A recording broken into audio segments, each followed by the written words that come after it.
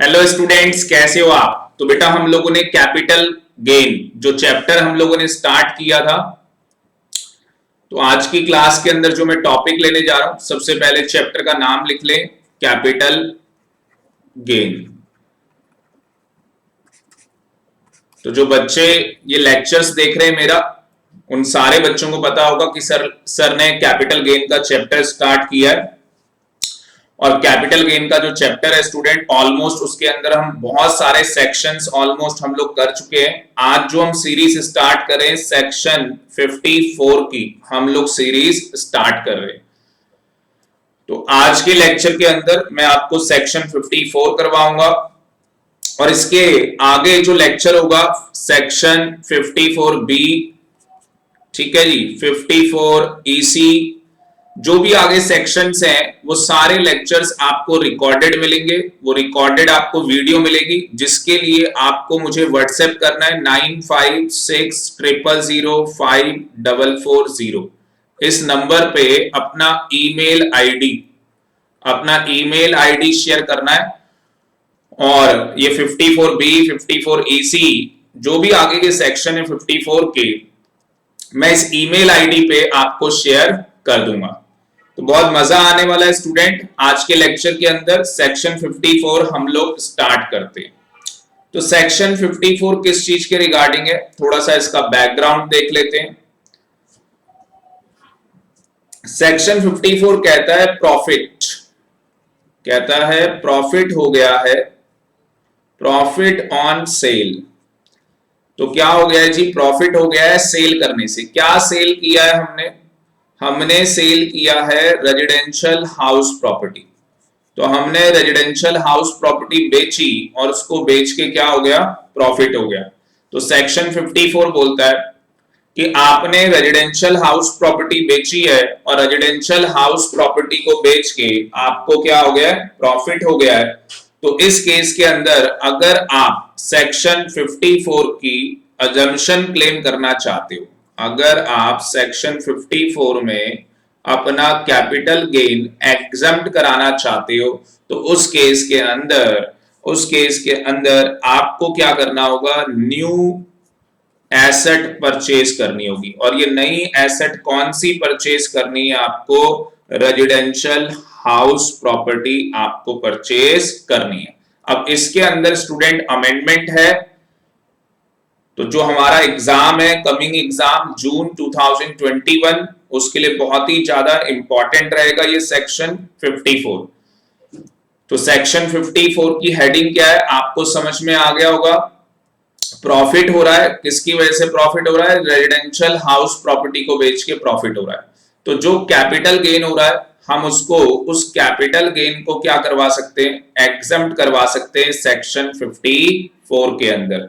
और कैसे एग्जम्प्ट करवा सकते हैं? हमें क्या करना है? एक न्यू एसेट परचेज करनी है, एक नई रेजिडेंशियल हाउस प्रॉपर्टी परचेज करनी है।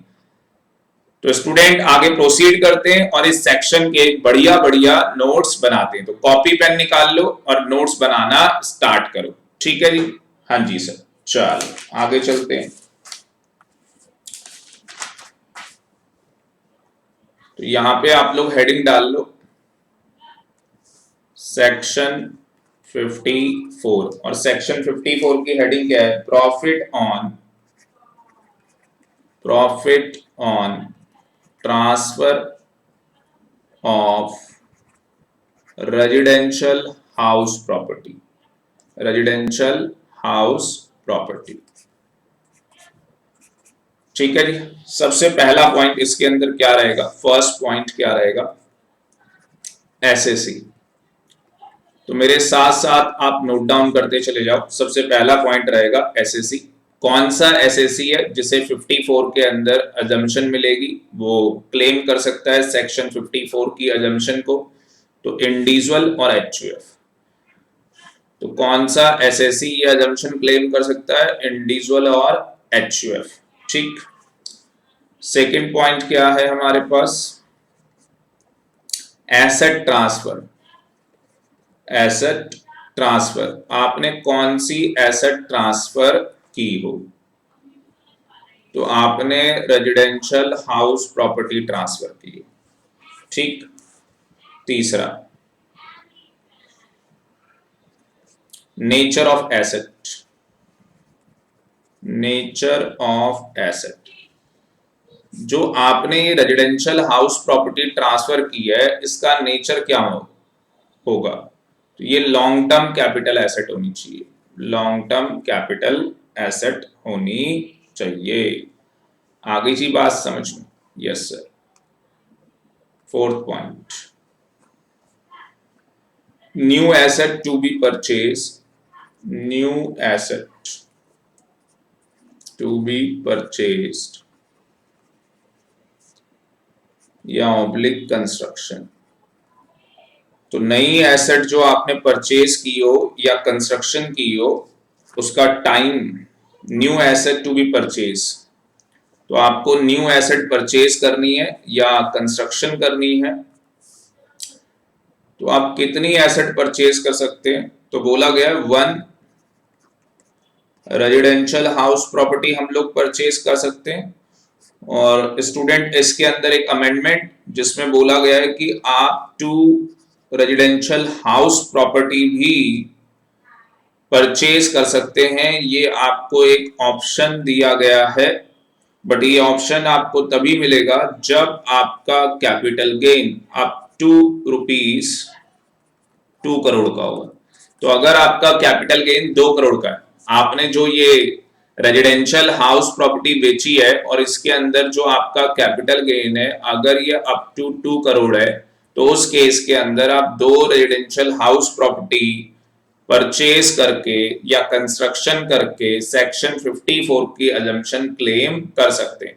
बट अगर आपका कैपिटल गेन 2 करोड़ से ज्यादा है, तो उस केस के अंदर आप 1 रेजिडेंशियल हाउस प्रॉपर्टी परचेज करके सेक्शन 54 की अजम्पशन ले सकते हैं। फिफ्थ पॉइंट स्टूडेंट बहुत ही ज्यादा इंपॉर्टेंट है, धीरे धीरे क्लियरिटी आती चली जाएगी इस सेक्शन की। फिफ्थ पॉइंट में देखो क्या बोलता है। फिफ्थ पॉइंट के अंदर बोलता है टाइम लिमिट। क्या कहता है? Time limit. किस चीज की टाइम लिमिट है? फॉर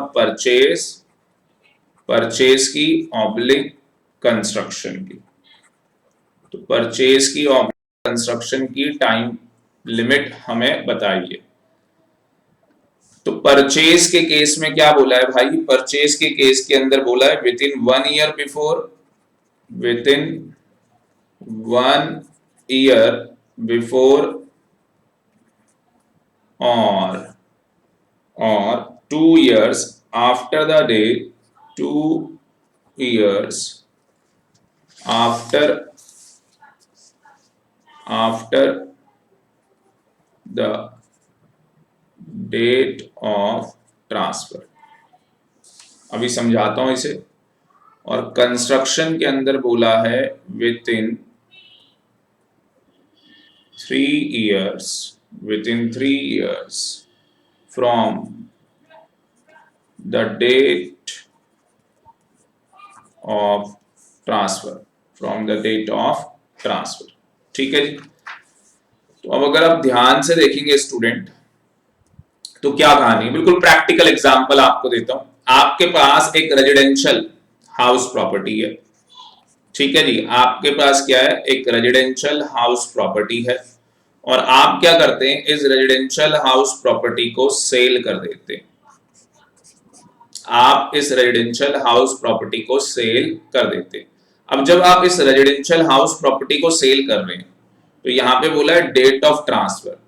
यहां पे आ जाएगा 2 years after the date of transfer. Transfer का मतलब जब आपने सेल कर दिया। तो यहां पे 2 बातें आ जाएंगी। एक तरफ आपको नई रेजिडेंशियल हाउस प्रॉपर्टी परचेज करनी है, दूसरी तरफ आप एक प्लॉट ले सकते हैं और प्लॉट लेके उस पे एक नई रेजिडेंशियल हाउस प्रॉपर्टी बना सकते हैं। तो परचेज के केस के अंदर स्टूडेंट, जब आपने ट्रांसफर कर दिया है, तो उस टाइम पे कितना टाइम पीरियड है? 2 years है। कि जिस दिन आपने अपनी रेजिडेंशियल हाउस प्रॉपर्टी बेची, उसके 2 साल के अंदर अंदर आपको एक new residential house property purchase कर लेनी है। और अगर कंस्ट्रक्शन का केस है, तो 3 साल के अंदर अंदर आपका वो घर बनकर तैयार हो जाना चाहिए from the date of transfer.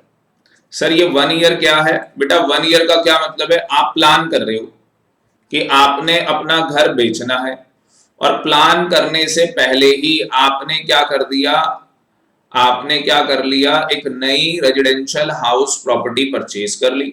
तो जब आपने एक नई रेजिडेंशियल हाउस प्रॉपर्टी परचेज कर ली है, उसके 1 साल के अंदर अंदर ये पुरानी वाली रेजिडेंशियल हाउस प्रॉपर्टी को क्या कर दो, सेल कर दो, ट्रांसफर कर दो।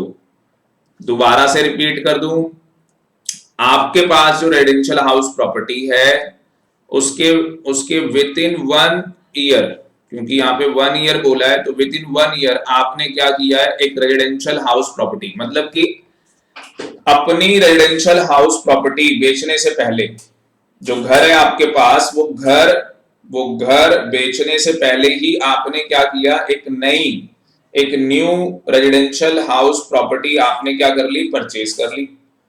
और विद इन 1 ईयर आपने क्या किया, जो आपके पास ये ओल्ड रेजिडेंशियल हाउस प्रॉपर्टी थी, इसको आपने बेच दिया। तो उस केस के अंदर स्टूडेंट आप सेक्शन 54 में अजम्पशन क्लेम कर सकते हो, जो आपको कैपिटल गेन हो रहा है, जो आपको क्या हो रहा है, कैपिटल गेन हो रहा है इस रेजिडेंशियल हाउस प्रॉपर्टी को बेचने से।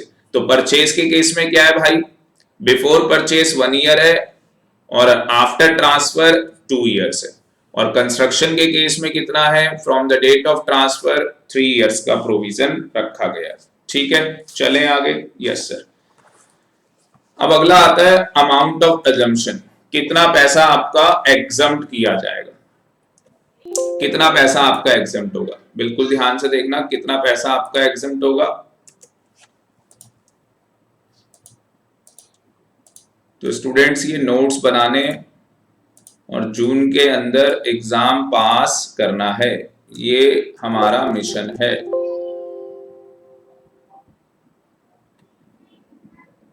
तो चाहे कुछ हो जाए, जून के अंदर आपको अपना एग्जाम क्या करना है, पास कर लेना है।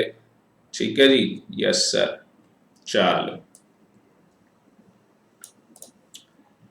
आगे बढ़ते हैं, कौन सा पॉइंट है, 6 पॉइंट। पॉइंट नंबर 6 लिखेंगे, amount of assumption, amount of assumption. तो कितना पैसा आपका एग्जम्प्ट होगा, कितना पैसा क्या होगा आपका एग्जम्प्ट किया जाएगा। तो इसके अंदर लिख लो लोअर ऑफ कैपिटल गेन, जो आपको कैपिटल गेन हुआ वो, और अमाउंट इन्वेस्टेड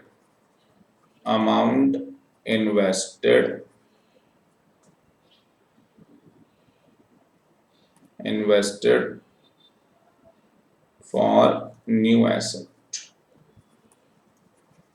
तो नई एसेट्स में आपने कितना पैसा क्या किया, इन्वेस्ट किया, और capital gain which ever is lower, वो पैसा आपका क्या हो जाएगा, एग्जम्प्ट हो जाएगा। 7 point, assumption will be withdrawal, assumption will be withdrawn। जो आपने assumption ली है वो आपसे assumption क्या कर ली जाएगी, withdrawal कर ली जाएगी। अगर आपने क्या किया, हाँ जी, ट्रांसफर ऑफ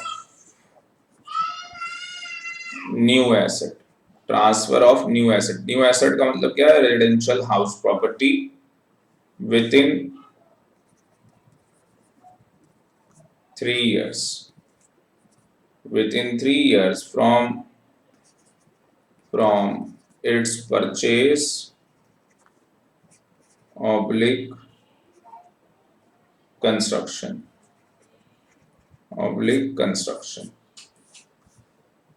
तो अगर आप जो नई न्यू एसेट जो आप परचेज कर रहे हैं, अगर आपने उसे 3 साल के अंदर अंदर बेच दिया, तो जो अर्लियर हमने आपको कैपिटल गेन दिया था वो आपकी अजम्पशन हम लोग क्या कर लेंगे, विड्रॉ कर देंगे, वो अजम्पशन आपकी विड्रॉ हो जाएगी। प्रैक्टिकल क्वेश्चन करवाऊंगा, बहुत मजा आएगा। अभी कम से कम स्टूडेंट आधा घंटा 1 घंटा और लगने वाला है, तो पूरी वीडियो आपको देखनी है, फिर जाके ये सेक्शन आपको समझ में आएगा। 8 पॉइंट, टैक्सेबिलिटी ऑन विड्रॉल। देखो आ गया ना, टैक्सेबिलिटी ऑन विड्रॉल। तो ये जो विड्रॉल किया आपने, इसकी टैक्सेबिलिटी कैसे होगी? ठीक है जी, इसकी टैक्सेबिलिटी कैसे होगी? तो क्या कहता है, जो अजम्पशन है, assumption claimed earlier shall be reduced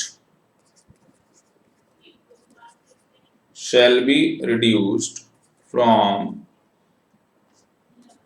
the cost of acquisition of new asset। अब देखो इसका मैं एग्जाम्पल दे देता हूं, ठीक है, और यहीं पे आपको समझा देता हूं। इसका एग्जाम्पल दे देता हूं और यहीं पे आपको समझा देता हूं कि क्या कहानी है। बिल्कुल ध्यान से सुनना, क्या एग्जाम्पल है। आपने क्या किया था, एक रेजिडेंशियल हाउस प्रॉपर्टी आपने सेल की थी, और वो सेल कर कर आपको कैपिटल गेन हो गया था 5 लाख का। और कौन सा कैपिटल गेन रहा होगा? Long term capital gain. तो आपको 5 लाख रुपए का लॉन्ग टर्म कैपिटल गेन हो गया था। उसके बाद आपने सेक्शन 54 में अजम्पशन क्लेम की, तो कितनी अजम्पशन क्लेम की आपने? 4 लाख रुपए की आपने अजम्पशन क्लेम की। आगे जी बात समझ में? तो आपका net long term capital gain निकल गया 1 लाख रुपए। ठीक है यहां तक? यस सर, कोई दिक्कत नहीं। अब ध्यान से सुनना। अब आगे आपने किया जो आगे आपका असेसमेंट ईयर था, मान लो कि आपका असेसमेंट ईयर था 23-24।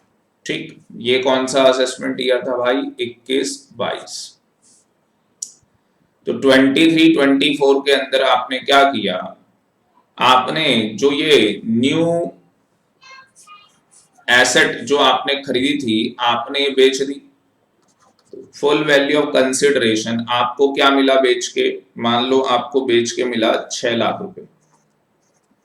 उसको बेच के आपको कितना मिला? 6 लाख। तो यहाँ पे कहता है लेस, माइनस कर देंगे कॉस्ट ऑफ एक्विजिशन। तो कॉस्ट ऑफ एक्विजिशन कैसे माइनस करेंगे? आपने वो एसेट कितने में खरीदी थी? तो ये 4 लाख में आपने वो एसेट खरीदी थी। 4 लाख में आपने वो एसेट खरीदी थी, और अर्लियर आपने 54 में कितना पैसा एग्जम्प्ट करवाया था? 4 लाख। तो वो माइनस हो जाएगा। जितना पैसा आपने 54 सेक्शन में एग्जम्प्ट कराया था वो पैसा माइनस हो जाएगा, तो ये नील आ जाएगा। और इस असेसमेंट ईयर में आपका शॉर्ट टर्म कैपिटल गेन आ जाएगा 6 लाख रुपए का। 6 लाख रुपए का आपका शॉर्ट टर्म कैपिटल गेन आ जाएगा। सर क्या समझाया, दोबारा से बताओ। दोबारा से देखो, कह रहा है जो अजम्पशन आपको अर्लियर दी गई है, अगर आप यहाँ पे ध्यान से देखोगे तो क्या बोल रहा है कि जो अजम्पशन अर्लियर आपको दी गई है शैल बी रिड्यूस, उस अजम्पशन को रिड्यूस कर लिया जाएगा। तो अजम्पशन कितनी दी गई है भाई? 4 लाख। तो इस 4 लाख को रिड्यूस कर दिया जाएगा। रिड्यूस कर दिया जाएगा मतलब माइनस कर दिया जाएगा। ये 4 लाख रुपए माइनस कर दिए जाएंगे। किससे माइनस कर दिए जाएंगे? जो हमने क्या किया था, जो हमने न्यू एसेट, जो हमने क्या किया था भाई, ये न्यू एसेट हमने क्या की थी? खरीदी थी। ये हमने न्यू एसेट क्या की थी? परचेज की थी। तो जितने की हम लोगों ने क्या किया था? न्यू एसेट परचेज की थी। हम लोगों ने जितने की क्या किया था? न्यू एसेट परचेज की थी। उसमें से जो हमारी सेक्शन 54 के अंदर हमने अजम्पशन क्लेम की थी, उस कॉस्ट में से वो माइनस कर दी जाएगी। आगे जी बात समझ में? तो सिंपल सा है, कुछ नहीं है। देखो आपने क्या किया, आपने क्या किया, जो नया न्यू रेजिडेंशियल हाउस प्रॉपर्टी आपने परचेज की थी वो विद इन 3 इयर्स आपने बेच दी। कितने में बेची भाई? 6 लाख में। आपने खरीदी कितने में थी? 4 लाख में। तो 54 में जितनी अजम्पशन आपको मिली थी वो माइनस कर दो, कहानी खत्म। और हमेशा आपका क्या निकलेगा, शॉर्ट टर्म कैपिटल गेन निकलेगा। शॉर्ट टर्म कैपिटल गेन क्यों निकलेगा, क्योंकि यहाँ पे आपने क्या किया, विद इन 3 इयर्स आपने उसे बेच दिया है, आपने विद इन 3 इयर्स क्या किया है, उसे बेच दिया है। बात समझ में आ रही है? हाँ जी, कोई डाउट है? चलें आगे। अब एक प्रैक्टिकल क्वेश्चन ले लेते हैं स्टूडेंट, जिससे कि हमें और क्लियरिटी आ जाए। एक प्रैक्टिकल क्वेश्चन ले लेते हैं। देखो जी, ये प्रैक्टिकल क्वेश्चन आपको कैसे समझ में आएगा। एक चीज और पढ़ा दूं आपको कि हम लोग कैपिटल गेन, एक अकाउंट है, एक स्कीम है, इसके अंदर हम लोग पैसा डिपॉजिट भी कर सकते हैं। तो ऐसा करता हूं, पहले प्रैक्टिकल क्वेश्चन लेते हैं और फिर इस कॉन्सेप्ट को भी मैं उसके साथ लिंक कर दूंगा। ठीक है? Yes sir. चलो, तो यहाँ पे प्रैक्टिकल क्वेश्चन ले लेते हैं। बहुत जबरदस्त प्रैक्टिकल क्वेश्चन है। आर के पास एक रेजिडेंशियल हाउस प्रॉपर्टी है, मेरे साथ साथ पढ़ते चलो आप। तो आर के पास क्या है, एक रेजिडेंशियल हाउस प्रॉपर्टी जो कि 95 में इसने परचेज की थी 2,40,000 की, और इसकी फेयर मार्केट वैल्यू 1/4/2001 को 7 लाख रुपए की है। ठीक है जी। और इसको इसने बेच दिया, सोल्ड कर दिया। सोल्ड कब कर दिया, 16/7/2020 को इसने बेच दिया। कंसिडरेशन 32 लाख रुपए से मिली और एक्सपेंस ऑन ट्रांसफर 40,000 रुपए हुआ। जो ड्यू डेट है रिटर्न फाइल करने की वो 31/7/2021 की है और असेसमेंट ईयर 21-22 के अकॉर्डिंग हमें अलग अलग सिचुएशंस बता रखी। ठीक है जी। तो आप लोग एक काम करो, सबसे पहले क्या करो भाई, मोबाइल लो और मोबाइल लेके सर हम तो मोबाइल पे ही वीडियो देख रहे हैं, तो भाई इस क्वेश्चन की फोटो ले लो। ठीक है, ऐसे क्लिक कर लो, क्वेश्चन की फोटो ले लो आप, क्योंकि क्वेश्चन हमें सॉल्व करना होगा स्टूडेंट। और इस क्वेश्चन को अपने सामने रख लो, कॉपी पेन लेके इस क्वेश्चन को अपने सामने रख लो, फिर जाके आपको एक बेटर वे में समझ में आएगा, या क्वेश्चन की फिगर्स आप नोट कर लो। ठीक है, चलो। तो पहला केस यहाँ पे क्या बोल रहा है, फर्स्ट केस अगर आप देखोगे तो यहाँ पे कह रहा है कि उसने 7 लाख रुपए क्या कर दिए, इन्वेस्ट कर दिए। 7 लाख रुपए क्या कर दिए, इन्वेस्ट कर दिए। न्यू हाउस प्रॉपर्टी उसने परचेज की है। ठीक है जी, 14/5/2021 को उसने परचेज की है। अब देखो हम लोग सोल्यूशन कैसे निकालेंगे। तो सबसे पहले हम लोग क्या लिखेंगे, वही अपना पुराना style, full value of consideration. तो कितने की बेची भाई, 32 लाख की बेची है। डेट आपको बता देता हूं 16/7/2020। तो हमारा जो असेसमेंट ईयर होगा वो 21 और 22 है। ठीक है जी। और प्रीवियस ईयर तो आपको पता ही है 2021। कितने की बेची है, 32 लाख की। ठीक, उसके बाद माइनस 3 चीजें, एक्सपेंस ऑन ट्रांसफर, तो बेचते टाइम पे खर्चा हो गया था 40,000 का। दूसरा भाई कॉस्ट ऑफ एक्विजिशन होगा, तो अगर इसकी पीरियड ऑफ होल्डिंग निकालोगे, तो अगर आप जब पीरियड ऑफ होल्डिंग निकालोगे तो आपको पता लगेगा कि ये जो आपकी रेजिडेंशियल हाउस प्रॉपर्टी है, मतलब कि आपकी जो कैपिटल एसेट है, आपने इसे एक्वायर किया है बिफोर 1/4/2001 से पहले। और अगर ऐसा है तो उस केस के अंदर स्टूडेंट जो कॉस्ट ऑफ एक्विजिशन निकालते हैं वो कैसे निकालते हैं, कॉस्ट जिस कॉस्ट में हमने खरीदी और fair market value as on 1/4/2001 whichever is higher, वो आप लोगे। तो विच एवर इज हायर, तो यहाँ पे कॉस्ट कितनी थी उसकी, 2,40,000 1995 में हमने खरीदी थी। जो आप पीरियड ऑफ होल्डिंग निकालोगे वो 1995 से स्टार्ट हो जाएगा और खत्म कब होगा भाई, 2020 में जाके। तो ऑब्वियस सी बात है ये लॉन्ग टर्म आ रहा है, ये लॉन्ग टर्म आ रहा है। ठीक है जी। तो लॉन्ग टर्म कैपिटल एसेट आई है और यहाँ पे फेयर मार्केट वैल्यू है 7 लाख की। तो whichever is higher, 7 lakh. ये आ गया जी आपका whichever is higher 7 lakh. तो यहाँ पे इंडेक्स कॉस्ट ऑफ एक्विजिशन आ जाएगा जो कि आपका 7 लाख हो गया, मल्टीप्लाई में ईयर ऑफ ट्रांसफर, और नीचे जो आ जाएगा वो ईयर आ जाएगा 1/4/2001, और जिसका हमेशा 100 लेना है, ऊपर आपको पता ही है 20 और 21 का 301। ठीक है जी, तो ये आपके पास कितना आ जाएगा, कैलकुलेटर ले लो भाई और कैलकुलेटर में निकाल लो 7 लाख डिवाइड में 100 मल्टीप्लाई में 301, तो 21,07,000 ये आपके पास आ जाएगा। 40,000 इसमें प्लस कर दोगे तो 21,47,000 आ जाएगा, और इसको अगर आप माइनस करेंगे 32 लाख में से तो ये आ जाएगा 10,53,000, 10,53,000 लॉन्ग टर्म कैपिटल गेन, और ये आपका ग्रॉस आया है, gross long term capital gain. अब आप माइनस करेंगे सेक्शन 54 की अजम्पशन, और सेक्शन 54 की अजम्पशन देखो क्या बोलता है।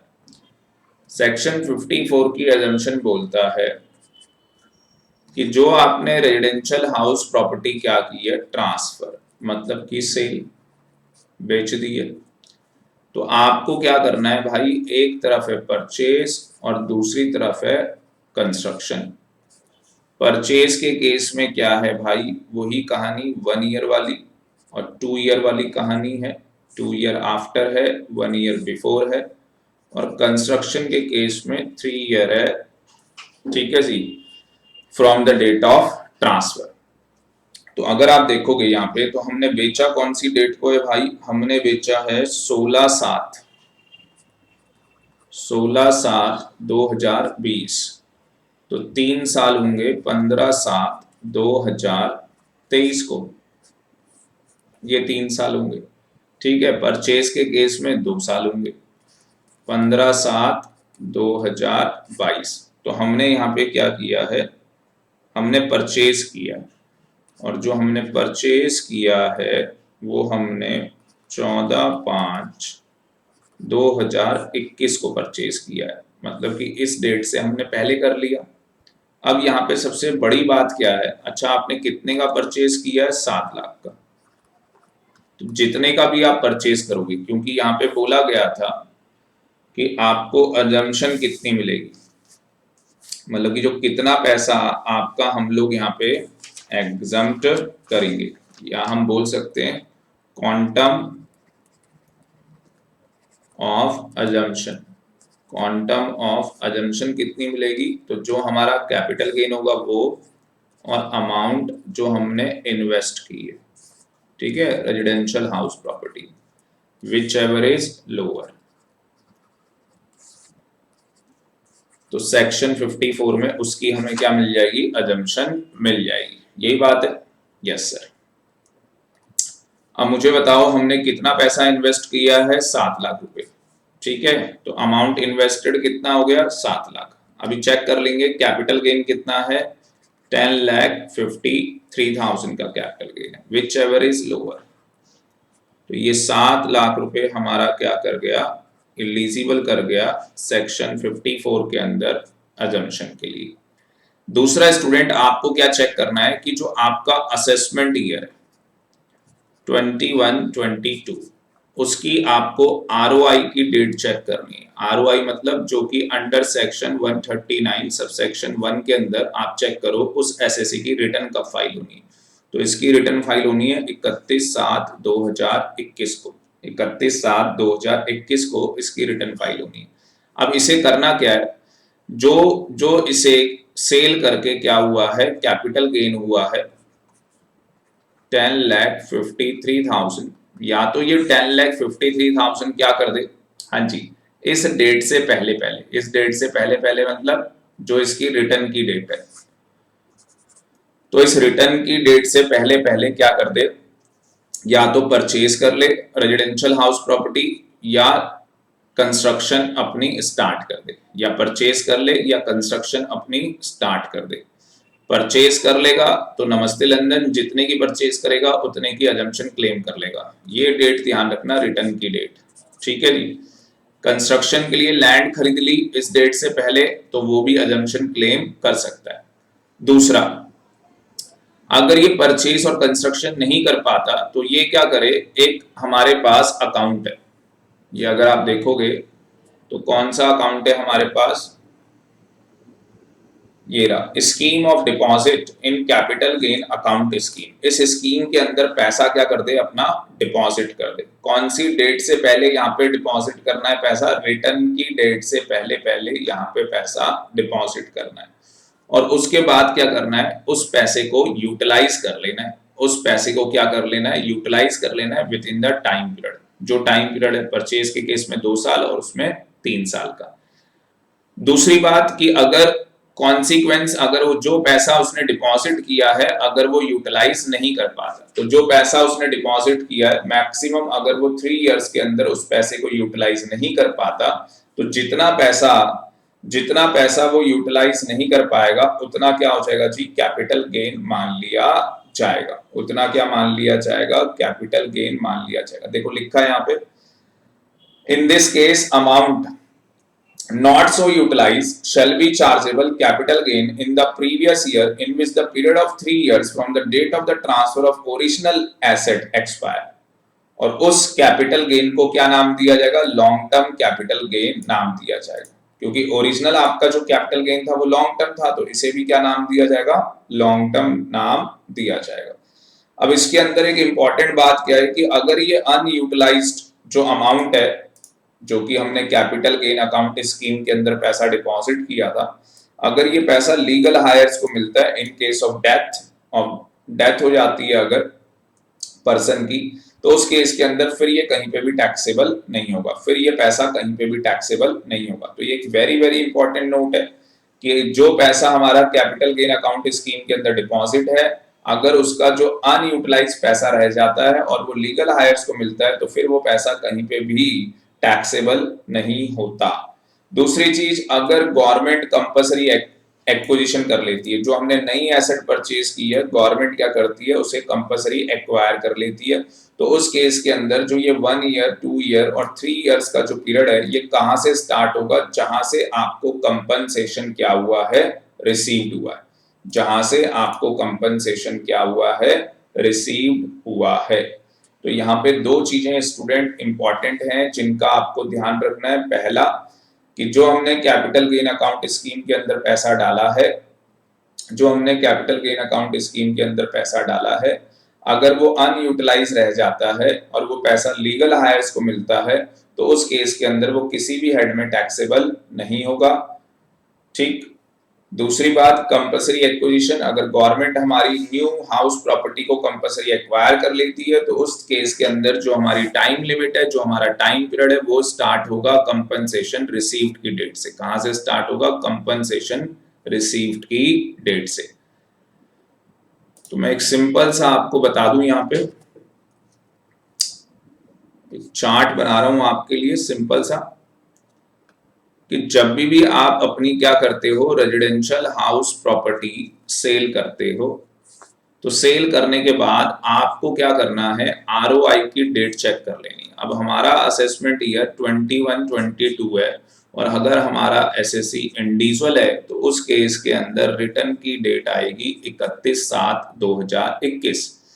तो जो भी हमें यहाँ पे कैपिटल गेन हुआ है, बिल्कुल ध्यान से सुनना student, please concentrate what I am saying. जो हमें यहाँ पे कैपिटल गेन हुआ है, उस पैसे को हमने क्या करना है, इस डेट से पहले पहले इन्वेस्ट कर देना है। ठीक है, या तो परचेज करने के लिए या तो कंस्ट्रक्शन करने के लिए। अब अगर हम इन्वेस्ट कर देते हैं तो बहुत अच्छी बात है, जितना भी पैसा इन्वेस्ट करेंगे उसे हम सेक्शन 54 में अजम्पशन में क्लेम कर सकते हैं। प्लस जो पैसा हम कैपिटल गेन अकाउंट स्कीम के अंदर डिपॉजिट करेंगे, उस पैसे को भी हम इस डेट से पहले पहले, इस दिन या इस डेट से पहले पहले, वो पैसा भी हम सेक्शन 54 के अंदर अजम्पशन क्लेम कर सकते हैं। तो इसका मतलब एक तो जो पैसा हम इन्वेस्ट करेंगे और जो पैसा हम यहाँ डिपॉजिट करेंगे उतना पैसा हम लोग क्या है सेक्शन 54 में अजम्पशन के लिए क्लेम कर सकते हैं।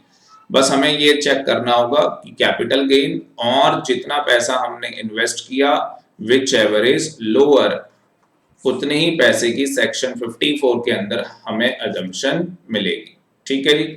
उसके बाद जो पैसा आप यहाँ पे डिपॉजिट कर दोगे उस पैसे को आपने विद इन 3 इयर्स क्या कर लेना है, यूटिलाइज कर लेना। अब दो बातें होंगी, या तो आप पैसा यूटिलाइज कर लोगे या तो यूटिलाइज नहीं कर पाओगे। अगर आपने पैसा यूटिलाइज कर लिया तो नमस्ते लेनदेन, बहुत अच्छी बात है, फिर कोई दिक्कत नहीं। पर अगर आपने यूटिलाइज नहीं किया तो उस केस के अंदर क्या होगा, जितना भी पैसा आपका अनयूटिलाइज्ड है, जो भी पैसा क्या है आपका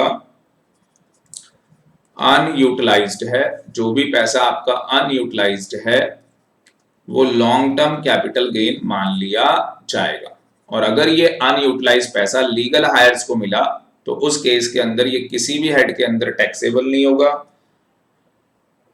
अगली बात, अगर गवर्नमेंट कंपलसरी एक्वायर कर लेती है, मतलब गवर्नमेंट ने क्या किया, जो आपने new residential house property purchase की थी गवर्नमेंट ने उसे कंपलसरी एक्वायर कर लिया, तो उस केस के अंदर जो 2 साल 3 साल का पीरियड स्टार्ट होगा वो कंपनसेशन रिसीव्ड की डेट से स्टार्ट किया जाएगा।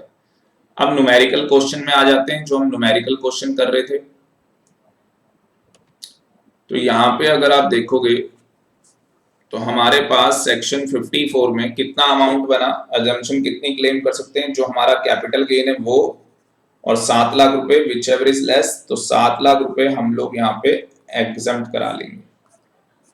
तो ये हमारा net long term capital gain आ जाएगा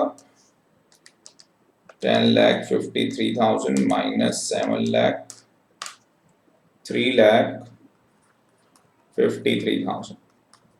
तो ये हमारा लॉन्ग टर्म कैपिटल गेन आ जाएगा। कोई डाउट? No doubt. आगे चलते हैं। अगला केस देखो जी।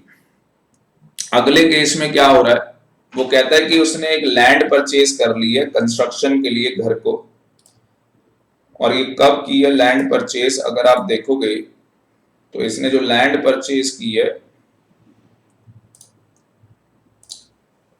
21 अक्टूबर 2020, तो जो रिटर्न की डेट है भाई उससे पहले परचेज की है या बाद में परचेज की है? हाँ जी, जो रिटर्न की डेट है उससे पहले या बाद में, बताओ जी, पहले या बाद में? पहले कर ली तो पहले कर ली तो भाई ये पैसा भी हम एजम्पशन क्लेम कर सकते हैं। और डिपॉजिट करवा दिया इस स्कीम के अंदर पैसा, कितना पैसा डिपॉजिट करवा दिया, 5,30,000 रुपए इस स्कीम के अंदर डिपॉजिट करा दिए।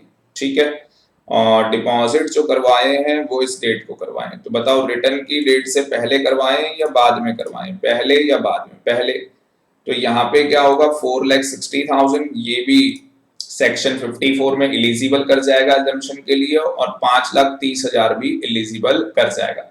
बाकी उसने 1.5 लाख रुपए और डिपॉजिट करवाया है, बट वो रिटर्न की डेट के बाद कराया है, रिटर्न की डेट के बाद करवाया है, तो ये पैसा एलिजिबल नहीं करेगा, ये पैसा यहाँ पे एलिजिबल नहीं करेगा। ठीक है जी, 1,50,000 यहाँ पे एलिजिबल नहीं करेगा। बात समझ में आ रही है?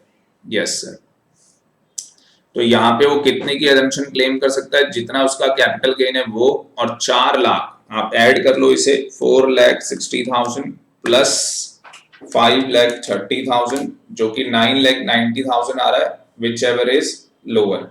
तो यहाँ पे आप सोल्यूशन में देख सकते हैं टोटल 9,90,000 क्या हो जाएगा, एग्जम्प्ट हो जाएगा सेक्शन 54 के अंदर। और बाकी का जो बैलेंस है, कितना बैलेंस है भाई, कितना हुआ था वो, 10,53,000 हुआ था, जो हमारा कैपिटल गेन था 10,53,000, तो उसमें से माइनस हो जाएगा 9,90,000 माइनस हो जाएगा, तो हमारे पास 63,000 टैक्सेबल हो जाएगा लॉन्ग टर्म कैपिटल गेन। बाकी 1.5 लाख रुपए की कोई डिडक्शन हमें नहीं मिलेगी। ठीक है जी, समझ में आ रहा है? कोई डाउट आता है तो व्हाट्सएप कर लेना, वैसे मैंने बहुत प्यार से समझाया है, वीडियो को आप दोबारा से रिपीट भी करके देख सकते हैं। ये क्वेश्चन स्टूडेंट एक मास्टर क्वेश्चन मैंने आपको करा दिया है, इसके बाद आपको डाउट नहीं रहेगा। अगला केस क्या है, 7,15,000 रुपए उसने कंस्ट्रक्शन में लगा दिए एडिशनल फ्लोर के अंदर। जो रेजिडेंशियल हाउस प्रॉपर्टी है जो उसने खरीदी हुई है ऑलरेडी, उसके एक एडिशनल फ्लोर उसने बनवाया है। जैसे कई बार आपके पापा कहते हैं भाई तुम पढ़ाई कर रहे हो तो ऐसा करते हैं एक फ्लोर बनवा लेते हैं तुम्हारे लिए और उसमें पढ़ते रहोगे अपना, ठीक है जी। तो 7,15,000 रुपए वहां इन्वेस्ट कर दिए और investment is made during the period. ये जो इन्वेस्टमेंट की गई वो 1 अक्टूबर 2020 और किसके बीच में की गई है, 31/12/2020, रिटर्न की डेट से पहले पहले। रिटर्न की डेट आपको पता ही है आपकी क्या है, 31/7। तो उस डेट से पहले पहले ये काम कर दिया है, इसका मतलब ये पैसा भी एलिजिबल कर जाएगा 7,15,000। और जो हमें कैपिटल गेन हुआ था, कैपिटल गेन हुआ था हमारा 10,53,000 विच एवर इज लोअर। तो यहाँ पे 7,15,000 हमारा एग्जम्प्ट हो जाएगा। बाकी जो बैलेंस होगा, बैलेंस कैसे निकलेगा भाई, वही 10,53,000 में से 7,15,000 एग्जम्प्ट हो गया तो बैलेंस 3,38,000 आ जाएगा, जो कि हमारा टैक्सेबल हो जाएगा। अब लास्ट केस बिल्कुल ध्यान से सुनना, लास्ट केस है बिल्कुल ध्यान से सुनना। कहता है 7,40,000 रुपए इस डेट को लगा दिए। 7 लाख कितने लगा दिए भाई, 40,000 रुपए इस डेट को लगा दिए, रिटर्न की डेट से पहले लगा दिए। और 2 लाख रुपए जो लगाए हैं वो रिटर्न की डेट के बाद लगाए हैं। कह रहा है ही परचेज हाउस प्रॉपर्टी जो उसने परचेज कर ली 5/8/2021 को उसने परचेज कर ली 7,25,000 की। उसने क्या किया, जो ये देखो हमने क्या किया, जो कैपिटल गेन अकाउंट स्कीम है उसमें कितना पैसा हमने डिपॉजिट किया है, 7,40,000। तो 7,40,000 हमने इस स्कीम के अंदर डिपॉजिट करवा दिया। अब मैंने आपको बोला था कि परचेज के आपको क्या करना है, 3 साल के अंदर अंदर जो आपने ये पैसा डिपॉजिट करवाया है, 3 साल के अंदर अंदर आपने इस पैसे को यूटिलाइज कर लेना है। तो अगर आप चेक करोगे तो 3 साल जो आप डेट निकाल लोगे, ट्रांसफर से निकालनी है डेट, ठीक है, ट्रांसफर से डेट निकालनी है 3 साल की। तो मैंने डेट निकाली हुई थी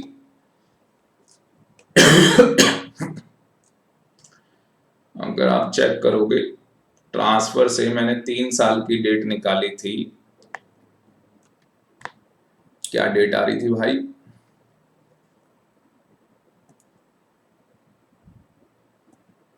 कहां पे निकाली थी डेट, ट्रांसफर किस कौन सी डेट को है,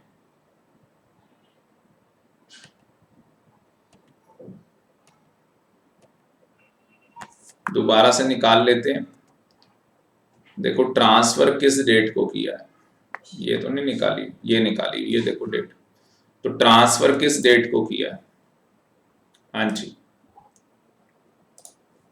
ट्रांसफर किया है 16/7/2020। तो भाई 3 साल कहाँ होंगे यहाँ पे। तो इस डेट तक क्या हो कि वो जो उस अकाउंट उस स्कीम के अंदर इस डेट तक क्या करना था, उस स्कीम के अंदर पैसा डिपॉजिट करना था, कर दिया। तो इस डेट तक क्या करना है, उस पैसे को यूटिलाइज कर लेना है।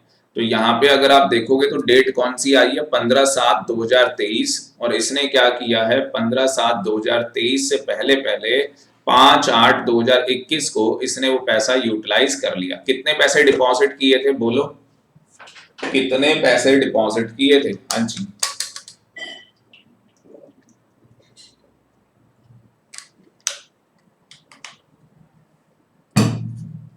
कितना पैसा डिपॉजिट किया था, 7,40,000, जिसमें से 7,25,000 रुपए यूज किया। तो इसका मतलब कि 7,40,000 में से 7,25,000 रुपए यूज किया है, तो 15,000 रुपए अनयूटिलाइज है। तो वो क्या हो जाएगा, लॉन्ग टर्म कैपिटल गेन हो जाएगा। चलो आंसर देखते हैं। तो यहाँ पे कहता है जो अजम्पशन क्लेम करेगा 21-22 के अंदर वो 7,40,000 रुपए की अजम्पशन मिल जाएगी। और इसने उसके बाद उस अकाउंट के अंदर पैसा डिपॉजिट कर दिया रिटर्न की डेट से पहले पहले। तो जो बाकी का बैलेंस बचा वो हमारा कैपिटल गेन टैक्सेबल हो जाएगा as a long term capital gain. उसके बाद हाउएवर 7,25,000 रुपए हमने यूटिलाइज कर लिए और बैलेंस 15,000 बच गया। तो मैंने आपको पहले ही बोला कि जो बैलेंस 15,000 बच गया है ये as a long term capital gain taxable हो जाएगा। कौन से असेसमेंट ईयर में? 24-25 के अंदर। कौन से असेसमेंट ईयर के अंदर? 24-25। 24-25 क्यों हो रहा है भाई? तो आप यहाँ पे देख सकते हो कि इसका जो असेसमेंट ईयर आएगा, इसका यहाँ पे जो असेसमेंट ईयर आएगा तो ये आएगा 24-25। ठीक है जी। प्रीवियस ईयर कौन सा हो रहा है? ये 23-24। ठीक है जी। तो 24-25 के अंदर वो long term capital gain taxable हो जाएगा 15,000 रुपीज। तो उम्मीद करता हूं स्टूडेंट कि आपको सेक्शन 54 बढ़िया तरीके से समझ में आ गया होगा। और इसके अंदर एक इंपॉर्टेंट बात ध्यान रखें, और इंपॉर्टेंट बात क्या ध्यान रखनी है जो कि मैंने प्रोविजन के अंदर बताई थी आपको, और वो बात क्या थी भाई? ये वाली बात। तो क्या बात है जो आपको ध्यान रखनी है? यहाँ पे अगर हमारा कैपिटल गेन 2 करोड़ तक का है, अगर हमारा कैपिटल गेन 2 करोड़ तक का है तो हम कितनी हाउस प्रॉपर्टी यहाँ पे परचेज कर कर ये अजम्पशन क्लेम कर सकते हैं? 2 हाउस प्रॉपर्टी परचेज कर कर हम ये अजम्पशन क्लेम कर सकते हैं अगर हमारा कैपिटल गेन 2 करोड़ रुपए तक का है। बात समझ में आ रही है? Yes sir. तो आपके लिए होमवर्क रहेगा, ये क्वेश्चन आपके लिए होमवर्क है। बढ़िया तरीके से आप इस क्वेश्चन को निकालकर, इसका आंसर निकालकर मुझे भेजेंगे, और इसके आगे के स्टूडेंट जो सेक्शंस हैं उसकी वीडियो मैं आपको सेंड कर रहा हूं। तो जिस बच्चे को उसकी वीडियो चाहिए वो बच्चा क्या करेगा? हाँ जी, वो बच्चा क्या करेगा? मेरे नंबर पर मुझे व्हाट्सएप करेगा। मेरा नंबर है 9560005440। और क्या व्हाट्सएप करना है भाई? अपनी ईमेल आईडी। तो जो सेक्शन 54 आगे सेक्शन है 54 बी सेक्शन है, जितने भी आगे सेक्शन है वो सारे सेक्शंस का लेक्चर मैं आपको प्रोवाइड करवा दूंगा। वो सारे सेक्शंस का मैं आपको क्या करवा दूंगा? लेक्चर प्रोवाइड करवा दूंगा। आगे सी बात समझ में? तो इस लेक्चर में स्टूडेंट इतना ही। Thank you very much. Keep learning, पढ़ते रहो। ठीक है जी, फिर मिलेंगे। Okay bye, take care.